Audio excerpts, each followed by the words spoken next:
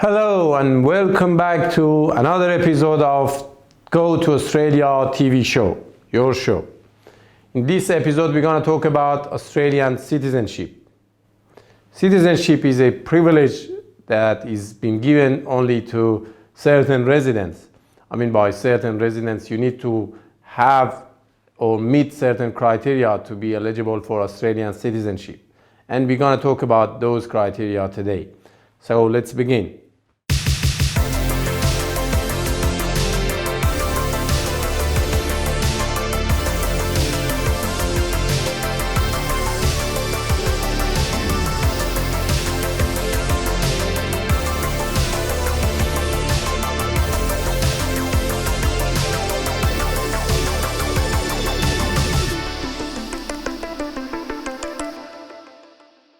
Before we get into citizenship, I must inform you that for citizenship, in most scenarios, not all scenarios, you need to have permanent residency of Australia.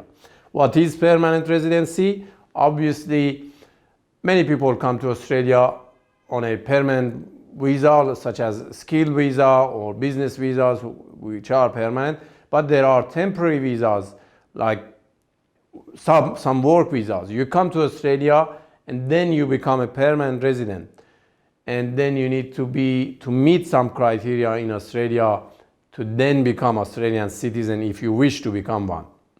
And we're going to talk about how to become an Australian citizen and the different options you have today. There are three different categories of citizenship which you can get citizenship. One is citizenship by conferral. The second one is citizenship by descent. And the third one is citizenship by birth. We're going to talk about each one briefly.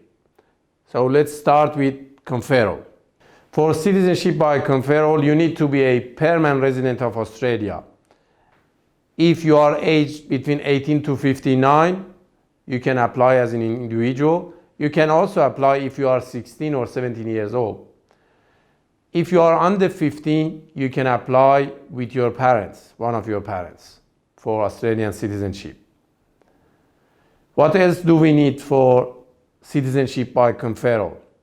One of the main factors, or the probably most important factor, is to meet general residence criteria.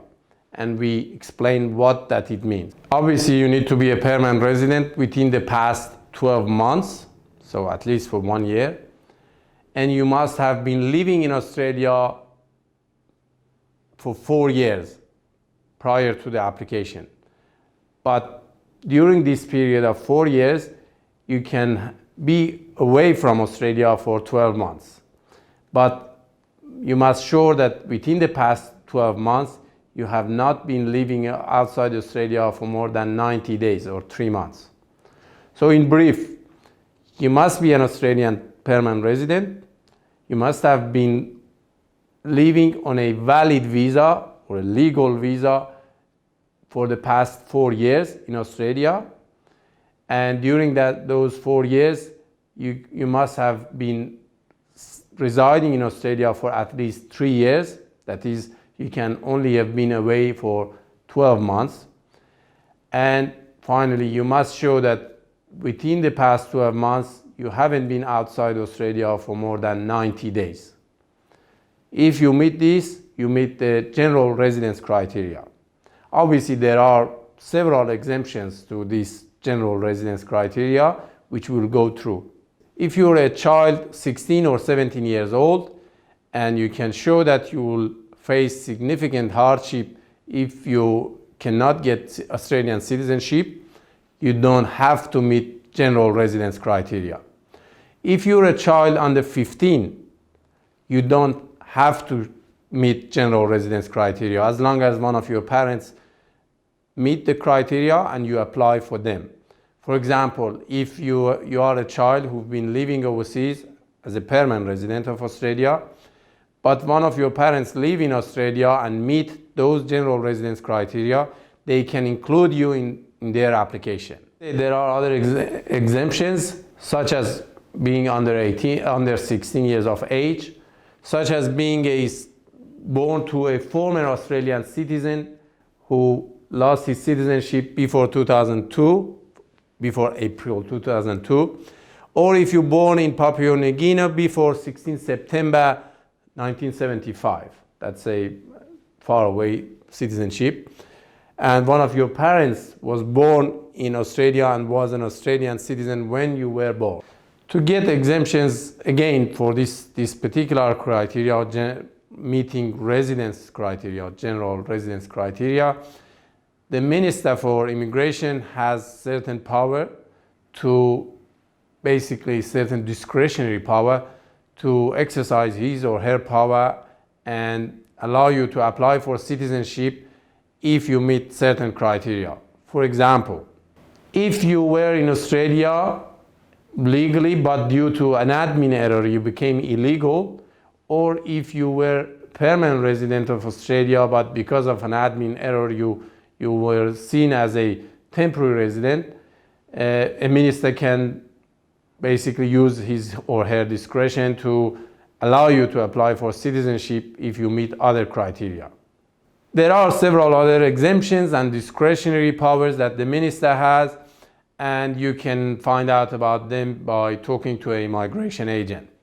But what else is needed for Australian citizenship by conferral? You need to sit a knowledge test. If you're aged between 18 to 59, you must show that you know about Australia and you know about the culture, people, and so on. And you must show that you have some level of English. And this is why there is a test called Australian Citizenship Test. And you need to pass that test. If you pass that test by 75%, obviously you meet the criteria for English as well, which means that you know English well enough to pass that test. There are some exemptions for people who do not need to sit the test. For example, if for some disability or some medical impairments you cannot sit the test and you can prove that, you will not be asked to sit the test. If you are age 60 or over, you will not be asked to sit the test. But for the rest, or if you are under 16 or 15 years of age, you don't have to sit the test. In other circumstances, you must sit the test and pass the test before being eligible for Australian citizenship. You also need to show that you have close and continuing relationship with Australia. By this, we mean that you need to show that you've spent time in Australia, you have job in Australia, you have relatives in Australia. So you need to somehow show that you're willing to remain and live in Australia as an Australian citizen. Welcome to Masala Theory Restaurant. Masala Theory is the perfect place for a casual lunch, a night out for a family dinner, or a friendly business meeting. At Masala Theory, we believe that traditional Indian cuisine deserves a new twist that appeals to all five senses with our signature dishes made with love. These fun little dishes are truly the best food India has to offer. Come to our cozy neighborhood and savor the local flavor from across the globe. Where would you like to live? Where is your second home? How far would you care to follow your dreams? Visayab will help you obtain visas for Australia, New Zealand, Europe, and Canada. We will also support you with company registration, business investment, job offers, and settlement services. We will show you the optimal path. We will walk every inch of the way with you. Choice, not chance, makes destiny.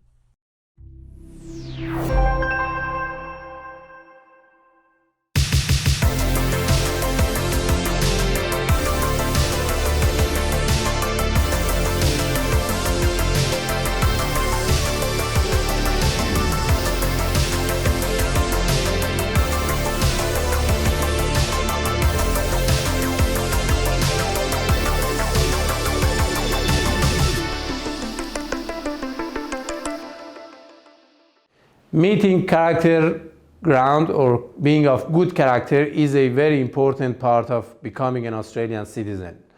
Your citizen application may be refused if you cannot prove your identity, if you are of significant criminal history, if you are a risk to national security, or if you are a recent former citizen. So in several circumstances, your citizenship application may be refused. And please be aware that citizenship is a privilege. Therefore, the government is very sensitive to who it gives citizenship. Citizenship by conferral is much easier for people over 60. And the way it is easier is because you don't need to meet the English requirement. You don't need to sit knowledge test. Although you might be asked for an interview, and during that interview you will be asked about your identity, and they want to make sure you know what you're applying for, which is Australian citizenship. Obviously, here too, you need to meet character, being of good character. No matter what age you are, you need to be of good character. So it's much easier for people over 60 to get Australian citizenship by conferral. Another way to become an Australian citizen is what we call citizenship by descent, which means if you are born overseas, let's say, and at the time of your birth, one of your parents were Australian citizens, you are eligible to become an Australian citizen as well.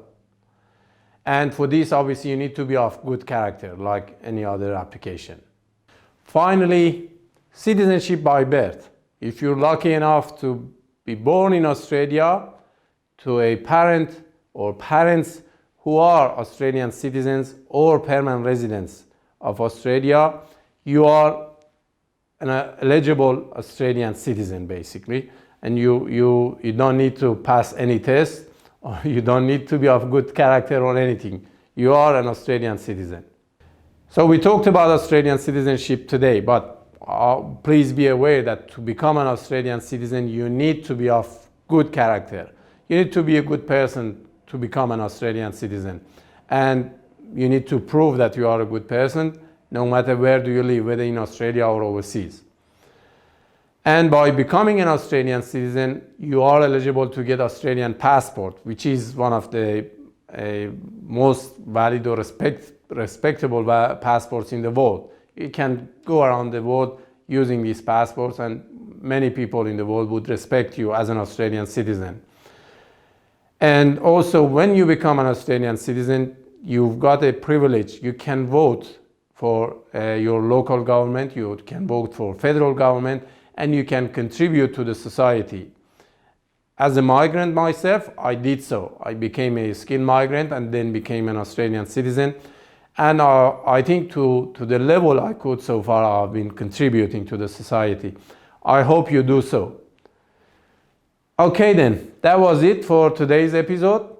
Hopefully you have enjoyed the program so far and you've learned how to become an Australian citizen. Please continue watching the program. Please continue subscribing to our YouTube channel and following us on Instagram and Facebook. And we'll see you next time. See ya.